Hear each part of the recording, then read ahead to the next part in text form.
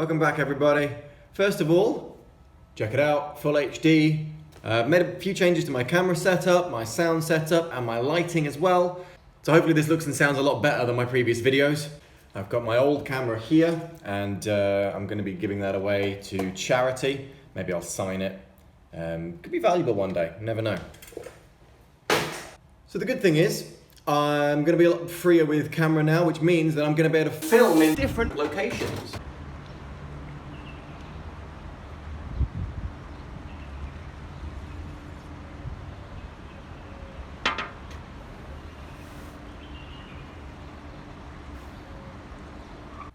But look, let's be real here.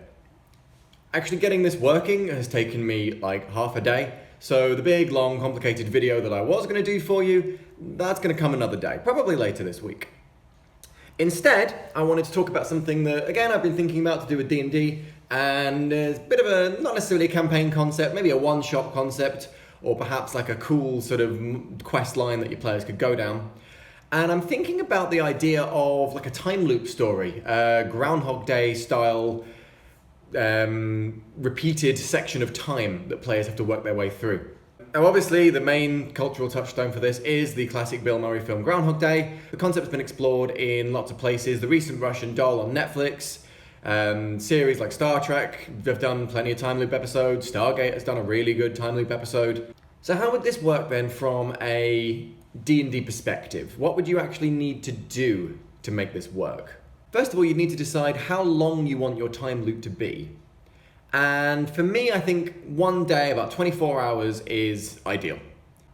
I think if you go more than one day, then they get a bit confusing because it's more difficult for the players to know when the loop is going to start again.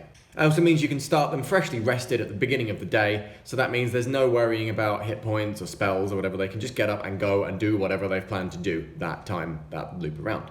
You need to think about where this is going to be taking place. Now, my concept takes place in a city. I think there's a lot of fun you could have with that, but it could happen in a dungeon. It could happen out in the wilderness, could happen at sea. There are so many different ways that you could use this concept that actually haven't been done.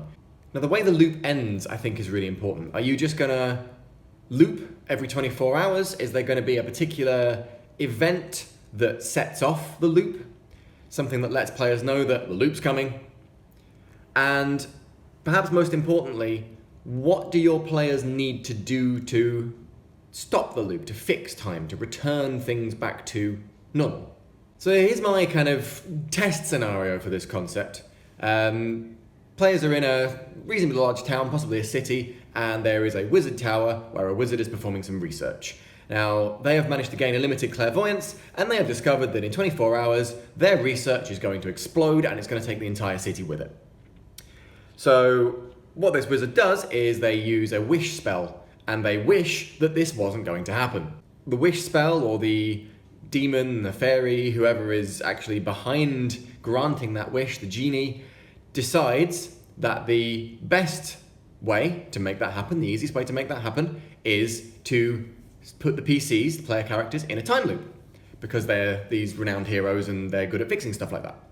So the player characters would find themselves in the city. Obviously they're not aware of the time loop to begin with, so the first time this happens, the players are just adventuring, walking in the city. Maybe they're in a tavern, maybe they're trying to deal with the Thieves Guild or the local guard, and suddenly there's just this shockwave emanating from the center of the city, expanding and expanding, vaporizing buildings, turning everything to rubble until it hits them, and they wake up back in the inn.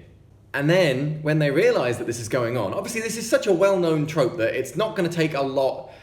You can't really call it metagaming if they figure out that it's a Groundhog Day scenario, because it's such a well-known concept.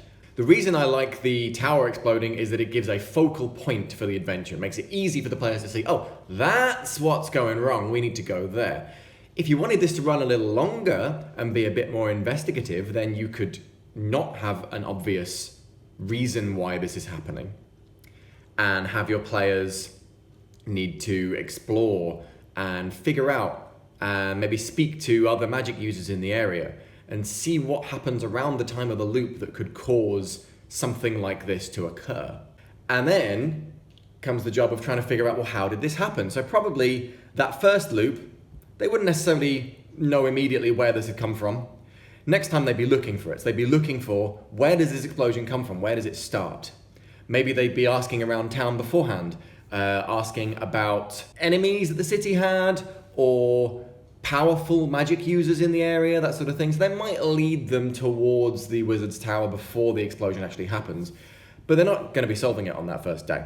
Something that provides a challenge to the players, but something that they can then overcome easier in subsequent loops. I think this is really important. It would be no fun to have a combat encounter at the door of the tower and the player characters, every time they get there, have to fight that same combat encounter. What would be fun is if there was a combat encounter there that they had a way to circumnavigate once they knew it was there. I like the idea of running a combat encounter with creatures that are just clearly vastly outstripping the player characters and just slaughter them, only for the players to wake up again the following morning. I think that's always just funny. And then that gives the players opportunity to work a way around that encounter the next time, maybe to sneak past it, persuade past it, something like that. And this is where you as the DM would need to be quite careful in your scripting of this adventure, because you would need to have really tight control over what happened. You would need to have, as much as possible, every NPC's actions throughout the day scripted by time. So you would need to know that at this time, this character is in this location and they do this and they want this. And if players go off script, which of course they will, and they ask about things and you need to improvise, you need to make sure that those improvisations are added into your script so that the same thing occurs next time around. Because if you start introducing alterations to that script that are not part of the time loop, you might have things that change on purpose, but if you make accidental changes, your players will think that's on purpose. And that will probably lead them down a big, long route of red herrings that's just not going to be any fun for you, not going to be any fun for them, and ultimately it's going to kind of ruin the concept. I don't think it would be very fair for your players to make the same persuasion roll on the same NPC in the same situation at the same time of day and have two different outcomes depending on the dice. I don't think that would be fair. So what I would do is record the result of that persuasion roll the first time around and what the player did to try and persuade them.